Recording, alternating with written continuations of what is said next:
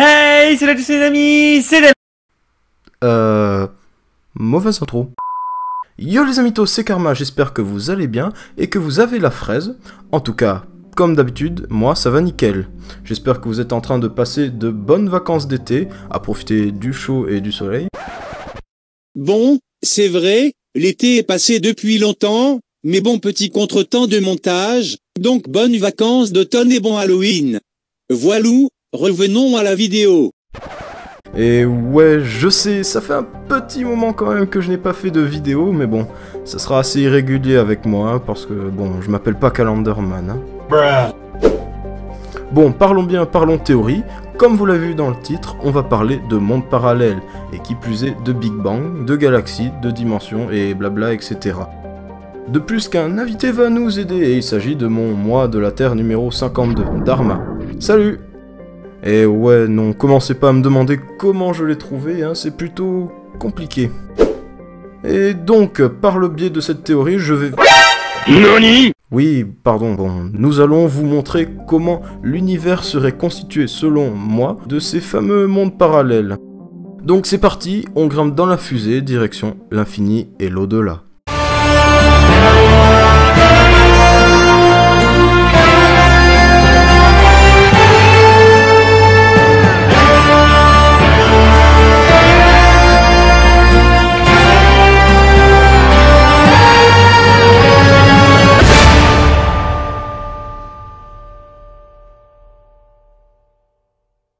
Et nous voilà arrivés dans l'espace, lieu où toutes sortes de planètes, satellites naturels et astéroïdes naissent et disparaissent. Comme je l'ai dit au début de la vidéo, nous allons parler de mondes parallèles et pour commencer, on va d'abord se poser la question, qu'est-ce qu'un monde parallèle ? Et oui les gens, il va falloir d'abord commencer par le commencement, hein, pas plus logique comme phrase d'ailleurs. Donc, comment définissons-nous ces fameux mondes ? Eh bien, au fur et à mesure des années, on a pu émettre différentes théories et idées sur ce qui constitue les mondes parallèles. On en voit aussi d'ailleurs différentes interprétations partout dans notre quotidien, que ce soit dans les dessins animés, les livres, les séries et les films. Généralement, un monde parallèle est imaginé comme un monde similaire au nôtre, mais qui aurait évolué de façon différente sur certains faits et événements ayant eu lieu au cours de l'histoire. Et on peut prendre l'exemple le plus fréquent, à savoir une terre où les nazis auraient gagné la Deuxième Guerre mondiale. Et oui, ou encore une planète sur laquelle l'équitation est le sport national et que tous les ans, les gens regardent la Coupe du Monde du meilleur jockey sur TF1. Et ouais, ça fait drôle. Mais tout est possible, on peut imaginer n'importe quoi et que ça pourrait vraiment arriver dans un monde similaire au nôtre. Ouais, mais il faut d'abord savoir qu'il n'y a pas forcément que le cours des événements historiques qui auraient pu être altérés, mais aussi par exemple la terraformation de certaines planètes, comme Saturne qui serait par exemple presque habitable dans un autre univers. Et la Terre qui serait plate.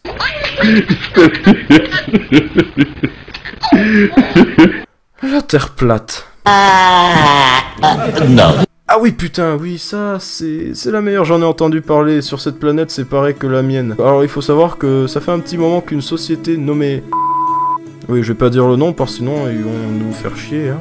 Donc oui il y a la société nommée qui essaye de nous faire croire que la Terre est plate. Non mais MDR, MDLOL, MDXPTDR. Parce que le pire c'est que il y a des gens qui les croient. Comme le type qui a construit sa propre fusée pour aller dans l'espace pour prouver que la Terre était plate et au final il est monté à 1 km et s'est craché. Bon, je vous le dis, hein, il est vivant. Mais bon, pour vous dire à quel point les gens peuvent faire des conneries pour prouver quelque chose. Hein. Car si la Terre était vraiment plate, sa vitesse de rotation devrait être beaucoup plus grande que la vitesse actuelle qui est d'environ 1700 km/h. Surtout que la Terre ne serait même pas plate, et ouais, parce qu'elle aurait une forme de cymbale, à cause de ces deux pôles qui ne subissent pas les effets de la vitesse. Yep, et pour mieux vous situer, imaginez une pâte à pizza qu'on fait tourner au bout de notre doigt, et plus elle va tourner vite, plus elle va s'étendre. Et ce serait pareil pour la Terre, mais imaginez plutôt une double pizza. C'est assez bizarre comme exemple, mais je vous laisse méditer sur le sujet. Vous avez 4 heures. De rien. Donc, oui, désolé pour cette petite parenthèse, hein, mais je me sentais obligé d'en parler. Hein. Je sais pas pour vous, mais moi ça m'énerve un peu de voir ce genre de conneries sur mon actualité Facebook. Bref. Donc, pour revenir à ce que je disais avant ça, la Terre d'un monde parallèle n'a peut-être pas forcément évolué selon les mêmes événements que la nôtre. Elle aurait aussi très bien pu ne pas se prendre l'énorme astéroïde qui a provoqué la première grande extinction, avec les dinosaures, bien sûr. Et on ne serait peut-être plus à l'ère des dinosaures, mais à une ère ayant démarré plus tardivement et donné par exemple des hommes raptors. Vous avez créé des raptors. Donc, pour résumer, un monde parallèle, c'est un monde similaire au nôtre, mais ayant quand même quelques différences. Et à ne pas confondre avec les dimensions, qui n'ont théoriquement aucun rapport avec le temps, mais juste avec l'espace. Mais bon, ça reste aussi une des plus grosses parts de mystère qui entoure notre monde. Et d'ailleurs, en parlant de mystère, il est l'heure de passer à la deuxième partie de la vidéo. Les causes et origines. Je viens de... Oui, enfin bon, on vient de vous expliquer ce qu'était un univers parallèle. Et bien maintenant, on va voir ce qui pourrait en être à l'origine. Donc, au fil des années, de nombreux et rigoureux scientifiques se sont posés les mêmes questions, remettant à chaque fois en cause leur propre théorie même. Et ce qui est bien, c'est que même nous, en n'étant pas scientifiques, on peut émettre nos propres hypothétiques hypothèses. Et donc, ça tombe bien, j'en ai une à vous proposer. Donc, selon moi, c'est relativement simple. Le Big Bang. L'espace. Bon, en fait, c'est peut-être pas aussi simple que ça.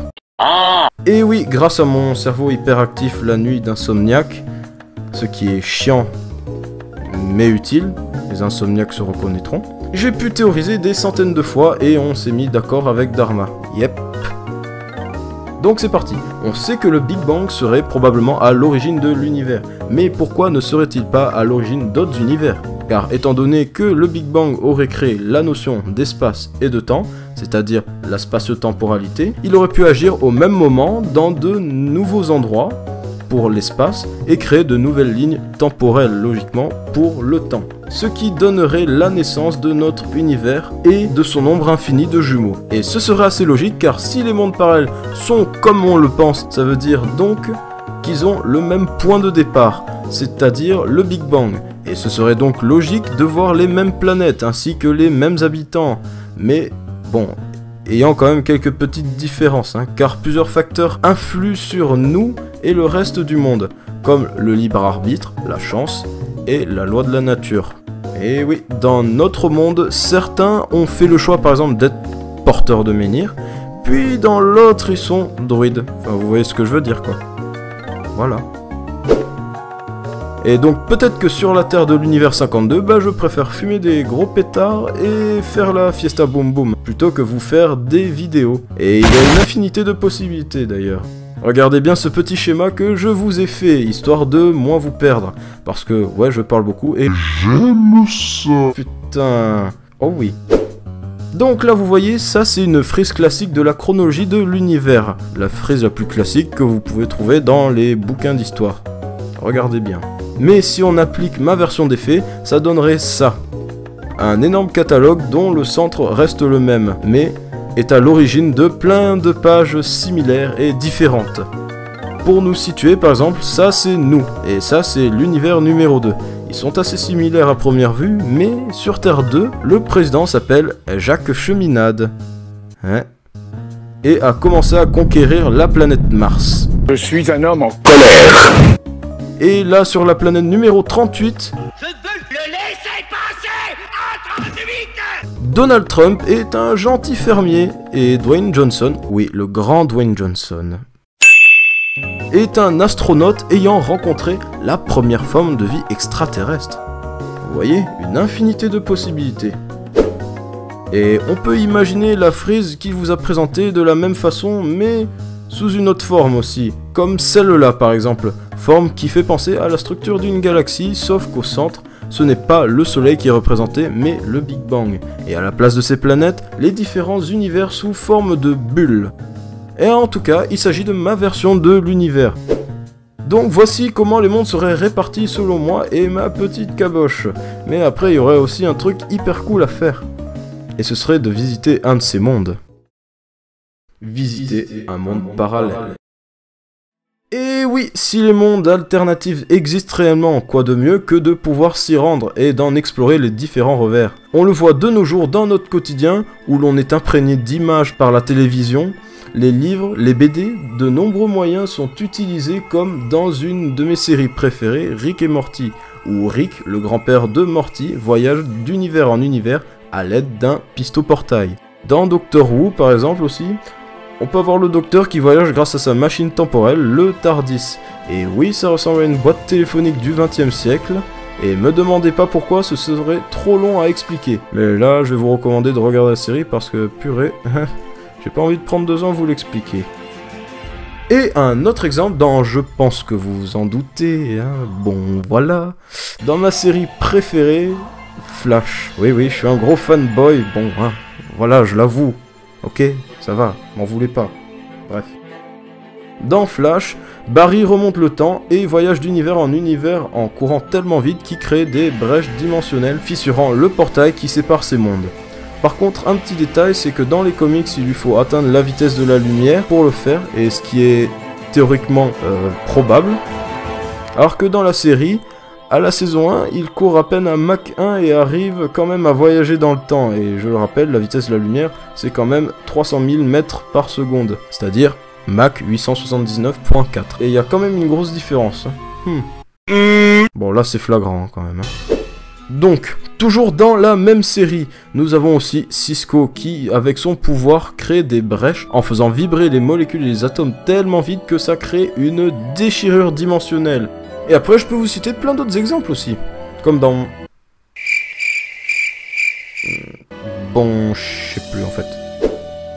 Donc là, je vous ai cité plusieurs moyens assez fictifs pour le voyage multidimensionnel. Et logiquement, il y aurait forcément un moyen de pouvoir faire tout ça. Bien qu'en réalité, ça va être plus compliqué que ça. Et oui, car de nombreuses théories ont vu le jour en parlant de ce fameux principe qui est de voyager à travers les dimensions. Notamment une qui, bon...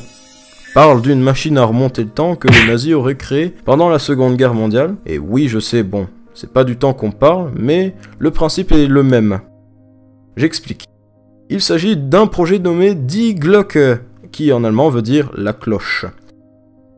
Car ben figurez-vous que c'est une cloche qui pouvait accueillir au moins 1 à 3 personnes et fonctionner grâce à une soi-disant technologie couplant tambour à mercure, servant à utiliser l'antigravité, et d'un système servant à utiliser l'électromagnétisme. Ce dispositif était attaché par des chaînes reliées à d'énormes pylônes en béton, que vous pouvez voir encore ici.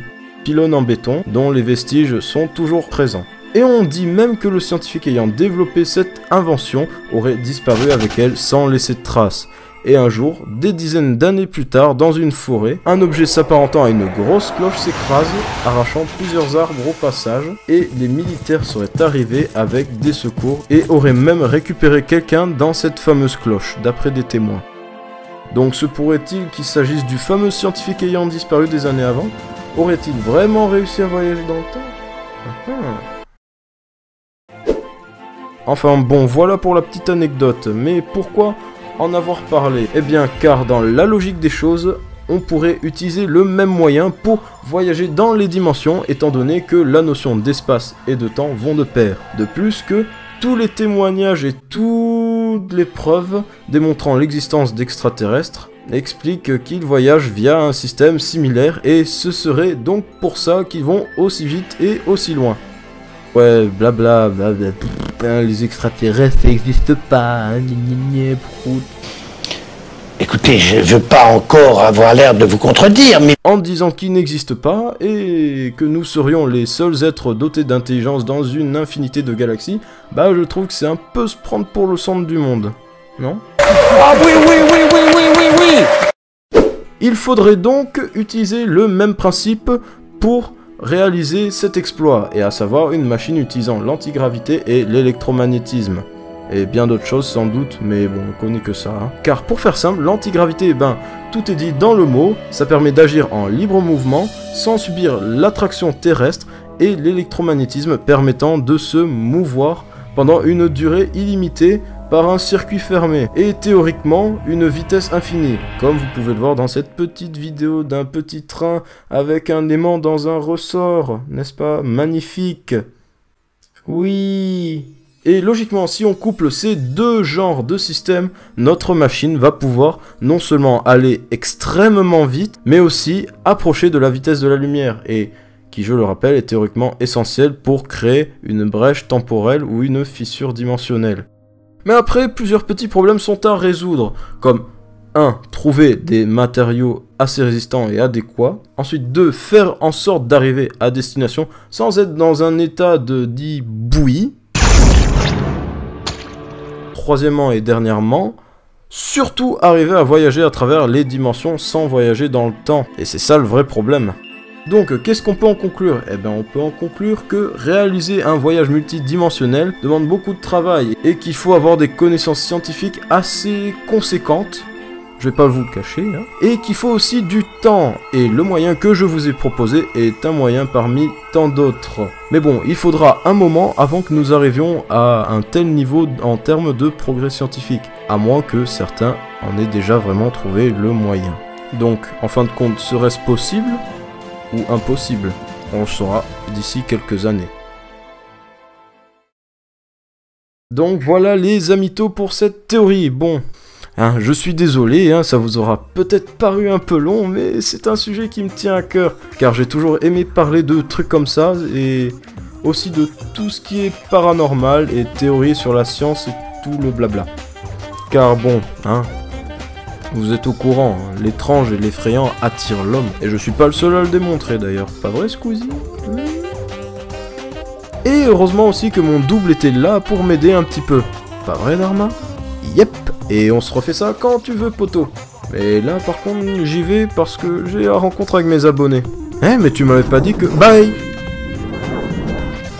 Petit enfoiré... En tout cas, si cette vidéo vous a plu, vous pouvez mettre un petit like, enfin non même plusieurs petits likes, hein, ça m'arrangerait, la partager et vous abonner, ça me ferait extrêmement plaisir, car ça pourrait aussi me permettre de développer ma chaîne, et puis pour ceux qui aiment ce genre de sujet, bah, je vous dis pas à quel point vous êtes servi avec moi. Oh que oui. Ah et aussi j'allais oublier, j'ai caché un petit indice sur le sujet de la prochaine vidéo, donc... Trouvez-le, je l'ai laissé quelque part dans cette vidéo. Et on va finir aussi avec une petite citation de ma composition. La limite de l'univers est incertaine, mais ce qui pour l'instant est certain, c'est que ce qui définit la limite de notre monde est notre capacité à l'imaginer. Bon, sur ce, je vous laisse sur cette petite citation, je vais y aller. On a besoin de moi pour une vidéo apparemment sur, je crois, la Terre numéro 36, hein, c'est ça? Ouais, ok, c'est celle-là. Donc n'oubliez pas, c'était Karma pour vous servir. Et je vous dis tchuss!